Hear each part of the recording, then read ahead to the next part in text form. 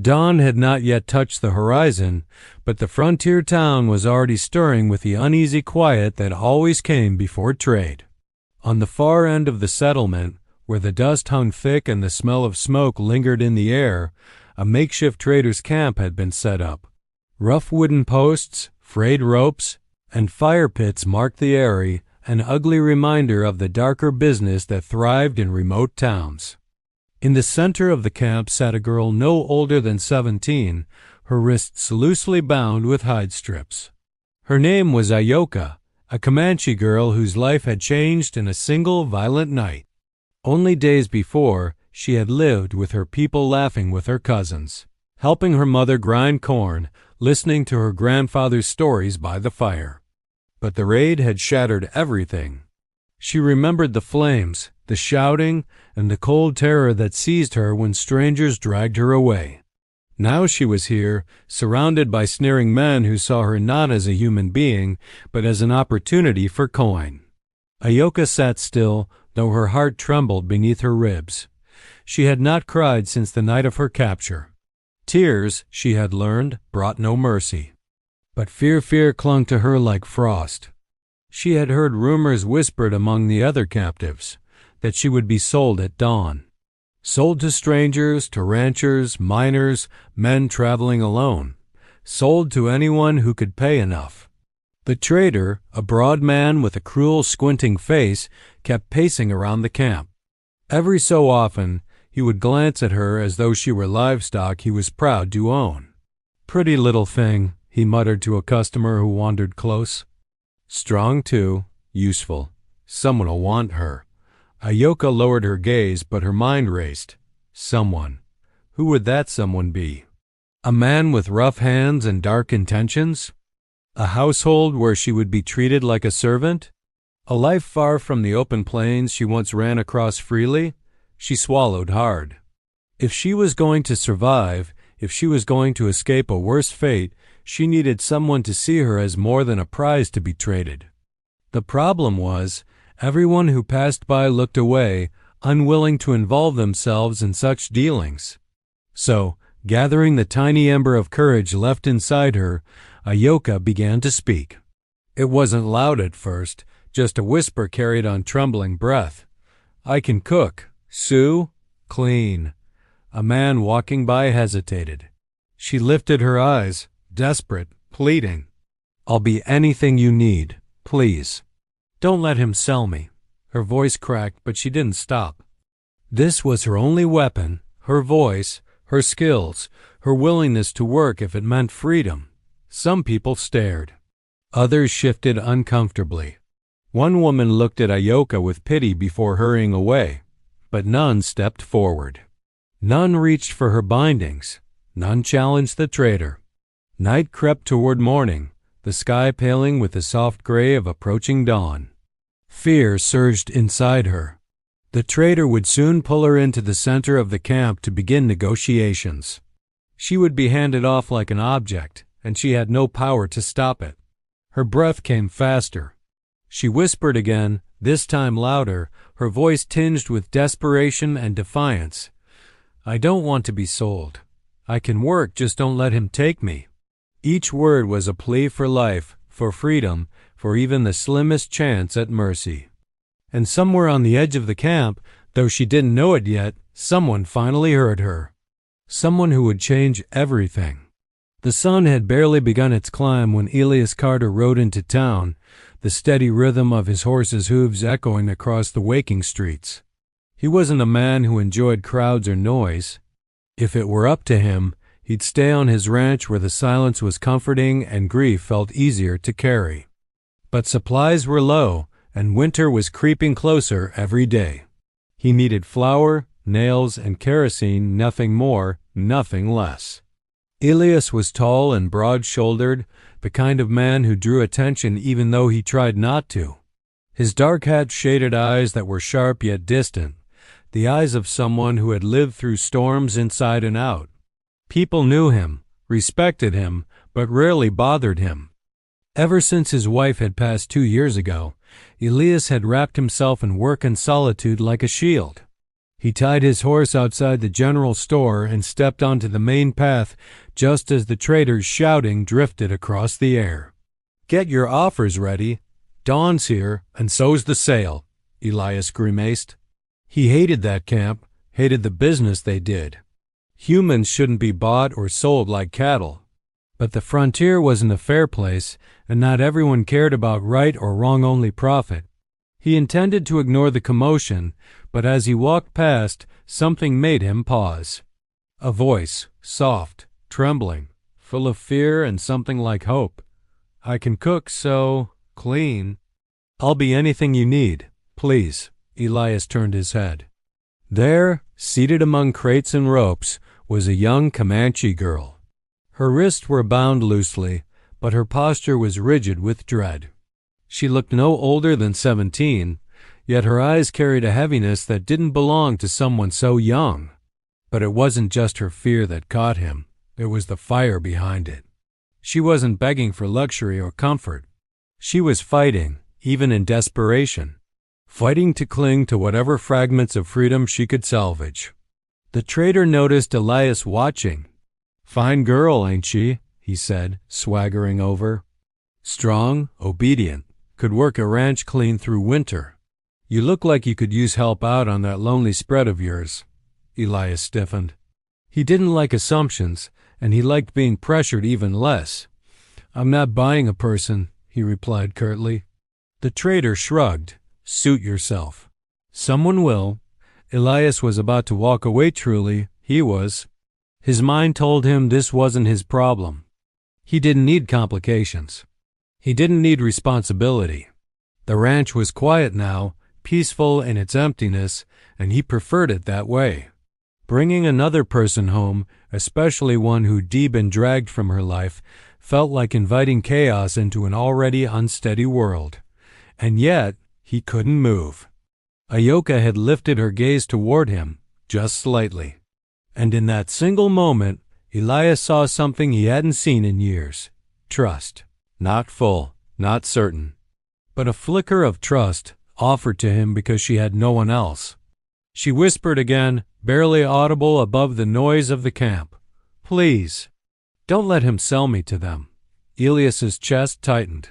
He looked at the trader's men, rough, hard-eyed, eager to bid.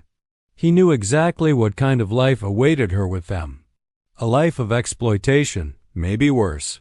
His conscience, long dormant and tired, stirred painfully awake. Logic said walk away, but humanity said stay. And Elias Carter was still a man who listened to the right thing, even when it hurt. He exhaled slowly, a decision weighing itself into his bones. Against all the plans he had for the day and perhaps his entire life, he stepped toward the trader and said, "How much?" The trader's grin widened the moment Elias spoke, revealing teeth stained with tobacco and greed. He had been waiting for someone like Elias, someone with coin, someone too honorable to stomach the ugliness of what might happen if he walked away. Men like Elias were easy prey for guilt. "Well now," the trader drawled, rubbing his hands together, "I knew you'd come to your senses. A man like you, widower, rancher, living all alone out there, this girl's exactly what you need. Strong back, gentle hands. She keep your place running smooth." Elias's jaw tightened. He hated how casually the man spoke, as if he knew anything about his life, his wife, or the ache that still clung to every room in his home. He wasn't buying the girl for companionship or comfort. He didn't even know why he was doing it, only that the thought of leaving her here, surrounded by men who looked at her like something to break, made his stomach twist. Ayoka watched the exchange with wide, guarded eyes. She couldn't understand all their words, but she could read tone, expressions, intent. She recognized the trader's smugness, and she recognized the hesitation in the tall rancher's face. That hesitation frightened her more than anything.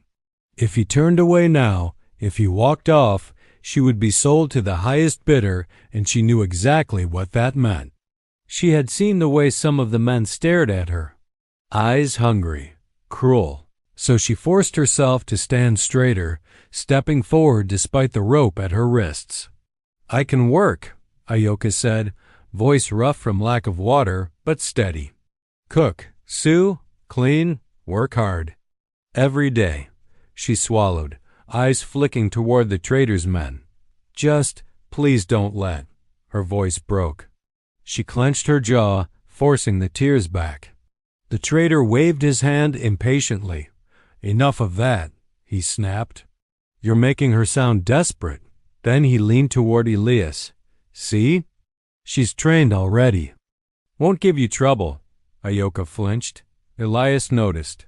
He exhaled slowly, like a man admitting defeat to a battle he never intended to fight. How much? He repeated, voice low. The trader named a price far too high for a girl her age high because he sensed opportunity. Elias didn't haggle. He didn't threaten. He simply reached for his coat pocket and pulled out enough money to satisfy the man's greed. The trader counted the coins eagerly, then jerked his head at one of his helpers. Untie her, he ordered. Ayoka stiffened as the rough rope was cut from her wrists. She rubbed her skin, wincing at the red marks left behind. For a moment, she didn't move, didn't breathe. Was this really happening?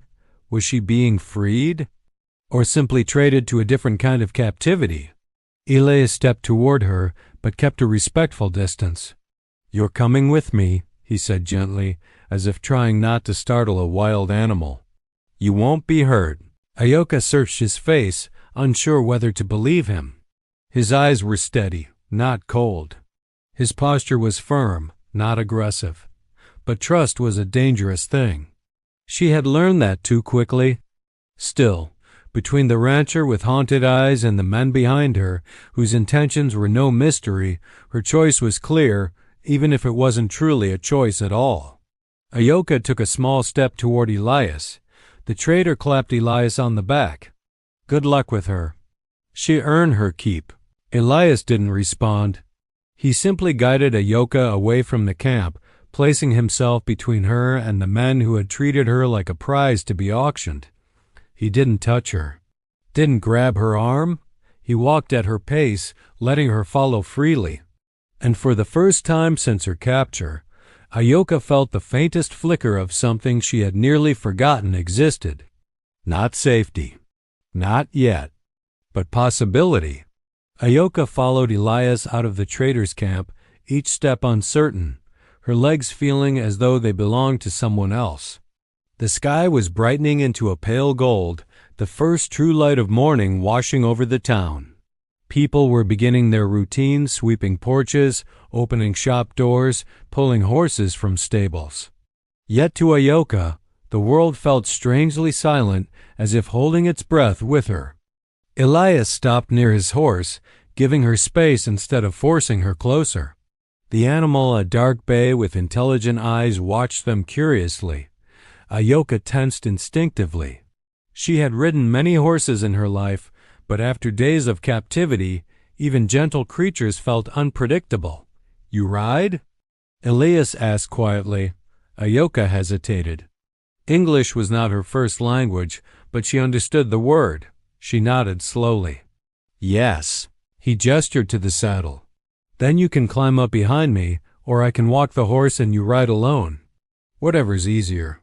His tone was calm, almost careful, not commanding. Not impatient, just offering. She wasn't used to being offered anything. With shaky fingers, she touched the saddle's edge. For a moment, memory flashed her father teaching her to mount with ease, her little brother cheering when she could outride him. Pain pierced her chest, sharp and sudden. She pushed the memory away before it swallowed her whole. I ride alone, she whispered. Elias nodded, stepped back, and gave her the room to climb up. She mounted with practiced movement despite her exhaustion, settling into the saddle. Elias took the reins gently and walked beside her as they moved out of town, letting her ride but keeping the horse steady. They traveled in silence for several minutes. Ayoka stared at the surrounding hills, the wide plains, the distant line of trees. This land felt familiar and foreign all at once. Freedom was so close she could taste it, but she was still bound by uncertainty, by not knowing what awaited her at this man's ranch. Elias finally spoke, his voice low, almost awkward. "You're safe now." Ayoka's fingers tightened on the saddle horn. Safe. It was a beautiful word, but she didn't know if she could trust it. Safety had been stolen from her so quickly once before. She looked at him cautiously. "Why?" she asked. It was just one word, but it held 1,000 unspoken ones. "Why did you help me? Why did you buy me? Why risk trouble for a stranger?" Elias exhaled, eyes fixed on the dirt road ahead. "Because leaving you there would have eaten at me. Because no one deserves to be treated like that." After a pause, he added, "And because I'd want someone to do the same for my sister. If she were in your place." Ayoka studied him. His words didn't feel like lies. They felt heavy with sincerity. Still, she needed clarity. A clearer question rose to her lips, fragile but firm. "I belong to you now?" Elias stopped walking and turned to her fully, his voice steady. "No, you don't belong to me."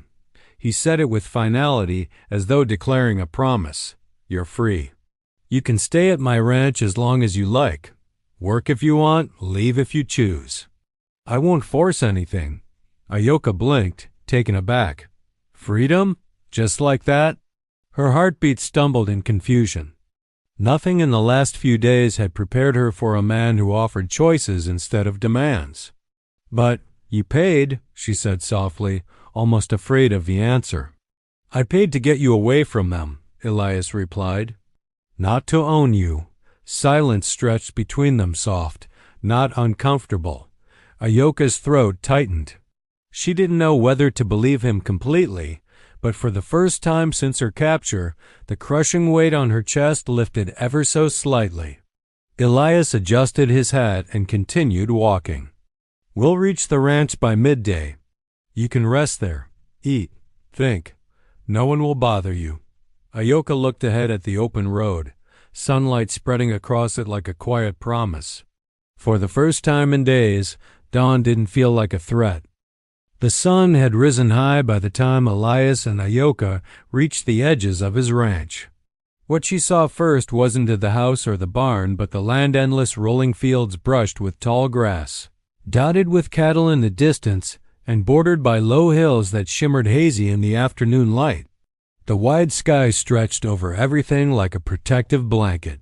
After days trapped in tight camps and crowded spaces, the openness made Ayoka's chest loosen a little, as if she could breathe fully again. Elias glanced up at her. "Almost there." Ayoka nodded but didn't reply. Exhaustion tugged at her eyelids, but she fought it, unwilling to appear weak. She had been raised with pride. Even in captivity, she tried to keep her spine straight, her gaze steady. She would not crumble now. When they reached the house, she stared at it silently. It was simple wooden, weathered, but sturdy. A porch wrapped around the front, with a single rocking chair that looked well used. The barn stood a short walk away, horses shifting inside, their heads appearing curiously through the open slats. Everything felt quiet, peaceful, almost too peaceful. Elias stopped the horse and held the reins so Ayoka could dismount safely. She slid down, her legs unsteady, the ground tilting slightly beneath her. Elias stepped forward as if to steady her, but caught himself, pulling back to give her space. "You should rest," he said. "You're worn out." Ayoka stiffened. She didn't like the idea of resting while he worked. Back in her village, every person contributed. Children gathered water. Women cooked and tanned hides. Men hunted and provided. Resting while another worked felt wrong. "I can help," she said quickly. "Work, cleaning, cooking, anything." Elias looked at her with a mixture of surprise and something softer, maybe sadness. "You don't owe me work." She shook her head. "I want to." Elias hesitated, then finally nodded. "All right. But only after you eat." He motioned toward the house. Ayoka followed him cautiously, her gaze darting everywhere, windows, doorways, corners, as if expecting danger to leap out. Old instincts from captivity had carved themselves deeply inside her. Inside, the house smelled faintly of cedar and something unfamiliar but warm. She noticed things quietly. The handmade quilt folded on the couch, the pair of boots carefully placed by the door, the framed photograph on the mantel of a gentle-faced woman with soft braids. A woman Elias never mentioned, but the grief in his eyes had whispered her story already. Ayoka didn't touch anything. She stood near the door, hands clasped, unsure if she was allowed to move freely. Elias went to the kitchen and returned with a plate simple food, but fresh. Bread, beans, a small piece of meat. He held it out, but not too close, giving her the choice to step forward and take it. She did. Her fingers brushed the edge of the plate, and for a split second she waited for his hand to grab her wrist, to hold her in place the way traders had done when offering food, only to mock her afterward. But Elias stepped back. No trap, no trick, just a meal. Ayoka ate slowly, every bite careful. She didn't realize how starved she was until the food warmed her stomach, sending a wave of relief through her limbs. Elias watched but didn't stare. He kept a respectful distance, leaning against the wall, palms crossed loosely, not defensively, just casually. When she finished, she whispered, "Thank you." He nodded gently. "You can rest in the small room down the hall. No one will bother you." Ayoka hesitated. "If I sleep, I wake?" Elias understood instantly. Her fear that she would wake back in chains. Back in that camp. Back in a nightmare. "You'll wake here," he said quietly. In safety, her eyes stung with tears she refused to let fall. Then, for the first time, she allowed herself to walk toward the room, slowly, cautiously, but willingly. As she entered the small, simple space and sat on the clean bed, she felt something she had not felt in days, maybe weeks. The days that followed settled into a quiet rhythm, one that felt unfamiliar to Ayoka, but not unwelcome. At first, she moved through the ranch like a shadow. She kept her steps light, her presence small, her eyes alert to every sound. Old habits of survival clung to her like a second skin. But slowly, almost imperceptibly, things began to change.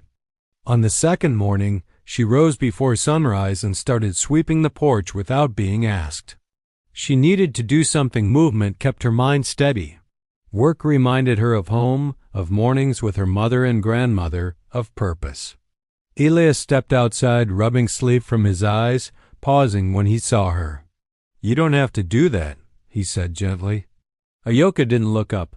"I know." She kept sweeping. He watched her for a moment, realizing there was meaning in the motion. This wasn't repayment. This was grounding. A way to reclaim parts of herself that captivity had nearly stripped away. He didn't stop her again. Throughout the next few days, Ayoka continued like this, quietly assuming tasks around the ranch. She mended his torn shirts with careful stitches, cooked simple meals with practiced hands, and organized the pantry so efficiently Elias couldn't help but smile at the unexpected neatness. But she didn't linger near him or ask questions. Whenever he spoke, she answered politely but briefly. Trust was growing, but slowly, like new grass after a wildfire. One afternoon, Elias returned from tending cattle and found Ayoka outside the barn repairing a broken bridle. Her expression was focused, her fingers nimble. He leaned against the doorframe. "You know horses," he observed. She nodded. "My people? We ride young. We learn early." Her voice softened as she spoke, memories flickering in her eyes like embers. Elias crouched a short distance away. "You don't have to tell me anything you're not ready to. But I'm glad you're using your skills. You don't need to hide them here." Ayoka paused, glancing up. "Before, I was told not to speak, not to look up, not to think," she swallowed. Hard to forget. Elias's stomach tightened. He had known, of course he had, but hearing it from her lips struck him harder than he expected. "You're allowed to do all of those things here," he said, his voice low but firm. "Speak, look up, think, argue if you want." Ayoka blinked at him, almost startled. Then, unexpectedly, a small, soft laugh escaped her. It was quick, barely a breath, but it was the first sound of warmth she'd made since arriving. Elias didn't react outwardly, but inside something eased. A knot he had been carrying, one he hadn't even recognized, loosened. Later that evening, Ayoka helped him bring in firewood. They worked side by side in comfortable silence until she finally asked, "Why is your home so quiet?" Elias hesitated, then answered simply, "It used to be louder." She understood immediately. Loss recognized loss. Ayoka didn't pry, but she didn't need to. She saw grief in the way he carried himself, in the way he lingered at the photograph on the mantel, in the way he spoke gently even when he didn't have to. In return, Elias saw strength in her strength stitched together from pain, survival, and resilience. That night, after dinner, Ayoka stepped outside to watch the stars. The sky stretched endlessly overhead, reminding her of nights back home when she lay beside her younger brother pointing at constellations. Elias joined her quietly, standing several feet away so she wouldn't feel cornered. "You getting used to the place?" he asked. Ayoka wrapped her arms around herself. Maybe is a start." She turned her face toward him. The moonlight softened the lines of worry on his features, making him look younger, less burdened. "You are different from other men," she said, not as a compliment but as an observation. Elias's voice was steady. "And you are stronger than most I've met." For the first time, Ayoka didn't shy away from the kindness in his tone. It didn't feel like pity. It felt like recognition. And slowly, quietly, a fragile bridge began forming between them, made not of obligation or debt, but of shared humanity neither of them had expected to find. The peace that had settled over Elias's ranch was fragile, beautiful, but fragile. And like all fragile things on the frontier, it didn't last long. It began with the sound of distant hooves. Ayoka was gathering water near the well when she heard them fast, heavy, wrong. Her breath hitched. Those were not the easygoing steps of a rancher's horse or the wandering gait of a traveler. They were sharp, intentional, many. She froze, water sloshing from the bucket. Moments later, Elias stepped out of the barn and noticed her rigid posture. He followed her gaze toward the dirt road leading to the ranch. Dust was rising in the distance, swirling around a group of riders heading straight toward them. Elias's jaw tightened. "Inside," he said quietly. Ayoka shook her head. "Who?" But she already knew. Something in her bones, in the way the air seemed to thicken, told her the past she was running from had found her. Elias didn't answer immediately. He didn't want to scare her, but the tension in his shoulders gave everything away. The traitor, and he wasn't alone. Elias stepped forward, putting himself instinctively between Ayoka and the approaching dust cloud. "Inside," he repeated, firmer this time. Ayoka backed up toward the house but didn't go in. She couldn't, not when danger was coming because of her. Not when Elias might be harmed on her behalf. The riders reached the yard in a storm of dust. The trader swung down from his horse with a grin that curdled the air. "Well, well," he drawled. "Thought I'd pay a visit to collect what's mine." Elias didn't move. "She's not yours." The trader laughed, a harsh, grating sound. "You paid for her. That makes her property. And you underpaid, Carter. I got important men willing to pay triple now."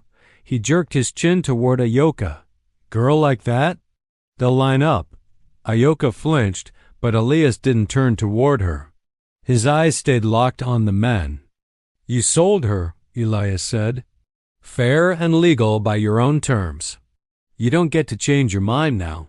The trader spat on the ground. "Fair? Nothing about this is fair. You think I'd let a prize like her go for a few coins? She's worth more than you know." His smile twisted. "Step aside, Carter." Elias didn't move. The men behind the trader shifted, hands drifting toward their weapons. Ayoka's heart hammered painfully. She could see the calculation on their faces. If Elias didn't yield, they'd take her by force. and if he fought, they'd kill him. She stepped forward before she could stop herself. "I go," she said, voice trembling. "No fight." Elias shot her a sharp look. "No." Ayoka's throat tightened. "If I stay, you die," her voice cracked. "I will go," the traitor smirked. "See? Girl knows where she belongs." Something inside Elias snapped. He stepped forward, voice like steel. "She belongs where she chooses, and she is under my protection." The yard fell silent. The traitor's smile faded. "You making this a problem, Carter?" Elias didn't blink. "Only if you try to take her." The tension thickened until it felt like the air could shatter. The men shifted uneasily. Elias wasn't a man they wanted to push lightly. He had a reputation for quiet strength, and he wasn't standing alone. Ranchers in the area respected him enough that if things turned bloody, the traitor would be the one hunted. Finally, one of the traitor's men muttered, "Ain't worth it, boss." The traitor glared, but the numbers 6 men against one well-liked rancher in broad daylight didn't favor him. Not today. He spat on the ground again. "Fine, keep the cursed girl. But this ain't over." With a swirl of dust and the thundering of hooves, they retreated down the road, leaving silence in their wake. Ayoka trembled, her knees threatening to give out. Elias turned to her slowly, his expression softening. "You don't run," he said gently. "Not from here. Not from me." Ayoka's breath wavered. "You could have died, but I didn't." His voice was steady, certain. "Because you're not alone anymore. Not while I'm here." Something inside her broke, not in pain this time, but in overwhelming relief. For the first time since losing her family, she felt protected. For the first time since captivity, she felt worth defending. For the first time since being taken, she felt sea morning crept over the plains like a slow-moving tide, washing the camp in pale gold light. To a pony, that sunrise didn't feel like the beginning of another day, it felt like the beginning of her life. For the first time since she was taken, she stood beside someone who wasn't trying to trade her, break her spirit, or profit off her fear. She stood beside Cole Walkertall, weather-worn, sharp-eyed, but with a softness that appeared only when his gaze landed on her. Last night's promise still echoed between them. "I'm not letting anyone sell you." But promises didn't stop armed men. Action did. So part 8 begins with movement, tension, urgency. Cole saddles his horse, tightening the cinch with the fast, practiced motions of a man who spent half his years outrunning trouble. A pony watches him, her pulse quickening. She's scared not of him, not of the road, but of the freedom she's being offered. Could it be real? Or would fate prove that Dawn had only postponed her sale, not prevented it? Cole notices the tremor in her hands. "You ready?" he asks. She nods, though the truth is complicated. Her tribe always said freedom is not just a state of being, it's a responsibility. It means choosing, not waiting for others to choose for you. And right now, she is choosing to trust a man she barely knows because he's the only one who has ever treated her like a human being. Cole helps her mount the horse, placing her gently in the saddle before swinging up behind her. She stiffens at first, she's still learning how to exist near a man without fear, but his presence is steady, protective, never invasive. His hands hold the reins, not her. They ride hard, leaving the camp behind, the cool wind tearing through a pony's hair. She doesn't turn back, not once. The men who plan to auction her at dawn will wake to an empty clearing and footprints leading west, but by the time they are fully aware of what happened, she and Cole will be miles away. Still, danger trails them like a shadow. They cross open plains, where the grass sways like ocean waves, and the sun climbs higher, warming her cheeks. Cole explains where they're heading, a trading post near the river, a place where friends of his owe him favors. Not the kind of friends who ask questions, the kind who help people disappear when needed. A pony listens closely. Every detail matters. She's not passive cargo anymore. She's part of the escape.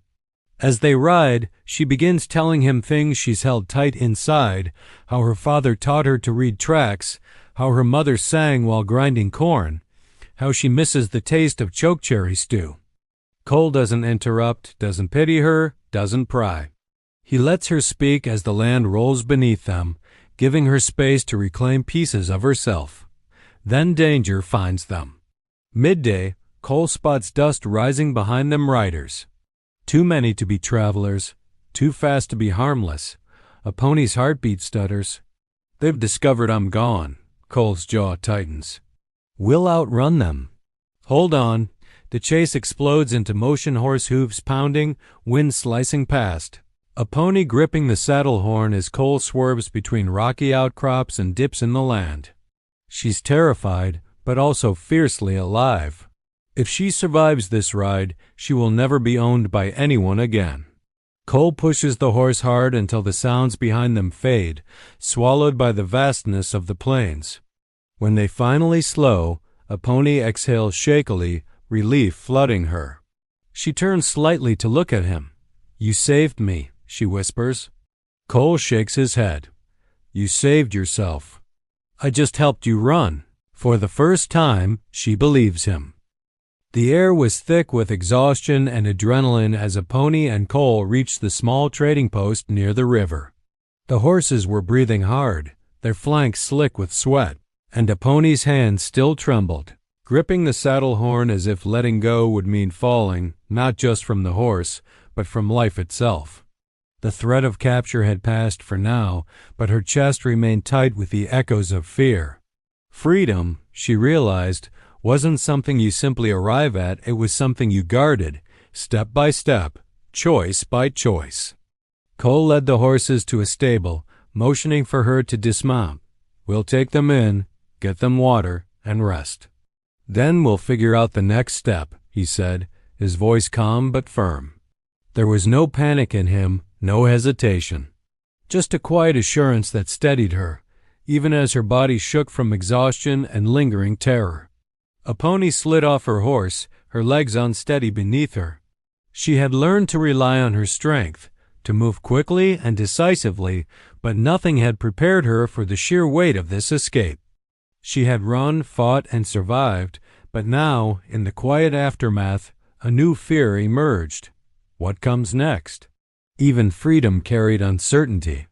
Even safety required trust, and trust had been dangerous in her life until now. Cole led her inside the trading post. Friends of his men and women with sharp eyes and soft hearts welcomed them quietly, asking no questions, simply offering water, food, and shelter. The space was a refuge, small but sturdy, and its presence made a pony feel, for the first time in days, that the world might hold a place for her beyond fear and flight. She found herself sitting by the hearth, watching the flames dance as she sipped water. Her hand shook less now, but the images of the trader and his men lingered in her mind like ghosts. She turned to Cole, her voice barely a whisper. "They won't stop. They'll come for me again." Cole shook his head slowly. "They'll try, but they won't find you. Not here, not if we're careful." His hand hovered near hers for a moment, not touching, just a silent acknowledgement of presence. "You're safe for now, and we'll keep it that way." A pony studied him, the tension in her shoulders easing slightly. She had run so long, so fast, and relied on no one but herself that the idea of being protected, willingly and without expectation, felt strange.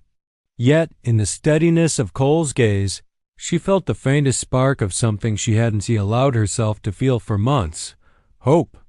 That evening, after the horses were settled and the trading post quieted, a pony found herself talking, slowly at first, about her past. How her family had been torn apart, how she had survived the raid, how each day in captivity had tested her spirit. Cole listened without interruption, without judgment. When she faltered, he offered nothing but presence, a calm steadiness that made her feel seen and believed. For the first time in a long time, she didn't need to pretend strength. She didn't need to mask fear with stoicism. She could simply be. When the conversation faded into silence, she glanced at him and asked softly, "Why did you help me? Why risk everything?" Cole's jaw tightened for a moment, but he met her gaze evenly. "Because no one should be treated that way. Because someone had to stand between you and those men. And because sometimes the right thing to do is the hardest one." Aponi nodded slowly, understanding in a way she couldn't fully express. She had been alone, hunted, and powerless. Yet here was a man who had risked himself, not for gain, but because it was right. That realization settled in her chest, a quiet warmth spreading where fear had once dominated. As night fell, Aponi lay on a simple cot in the corner of the trading post. Sleep came fitfully at first, but the quiet of the room, the security around her, and the knowledge that someone cared enough to protect her allowed her to breathe easier than she had in weeks. And as she drifted into a restless sleep, a thought lingered in her mind. For the first time, she wasn't just surviving. She was choosing life.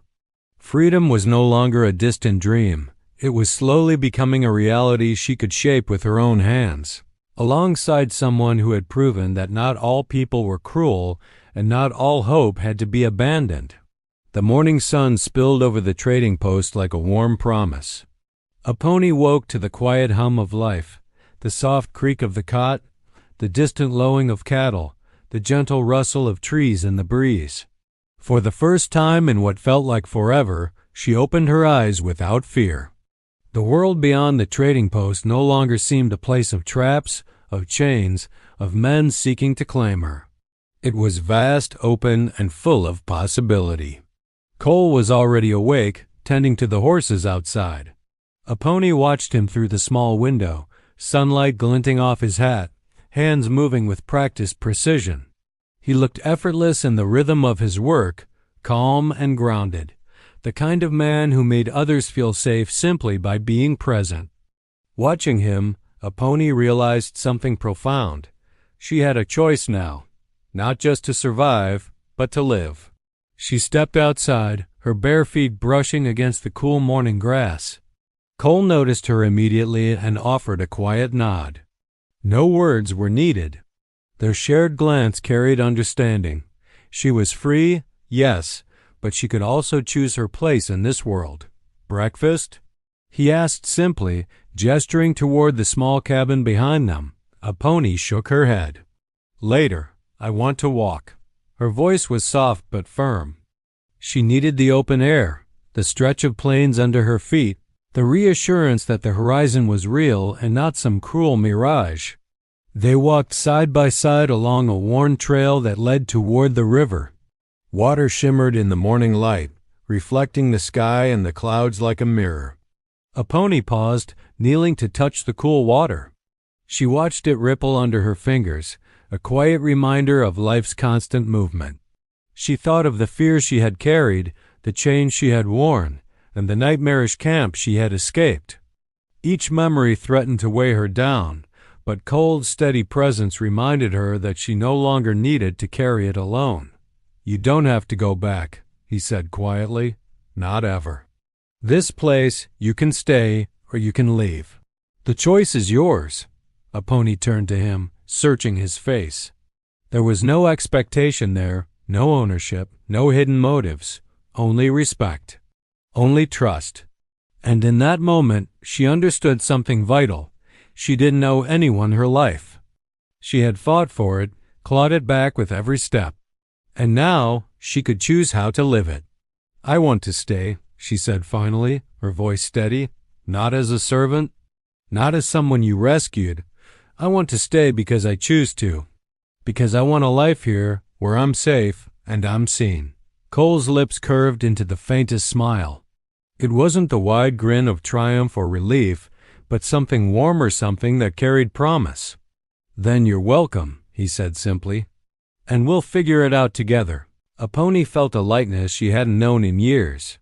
The horizon stretched endlessly before her, and for the first time, it wasn't intimidating. It wasn't something to escape. It was full of opportunity. Every hill, every stretch of grass, every distant tree was hers to explore. Every day was hers to shape. Together, they walked back toward the cabin, their footsteps in rhythm. Conversation came slowly at first, words bridging the distance that fear had once made unpassable. Laughter began to flicker into their days, gentle and hesitant but growing with each shared story. They worked side by side, tending the land, mending fences, cooking meals, and repairing what life had left broken. And as the sun dipped low, painting the sky in golds and crimson, a pony stood on the porch of the cabin, looking out over the plains. Freedom wasn't a single moment, it was every choice she made from here on.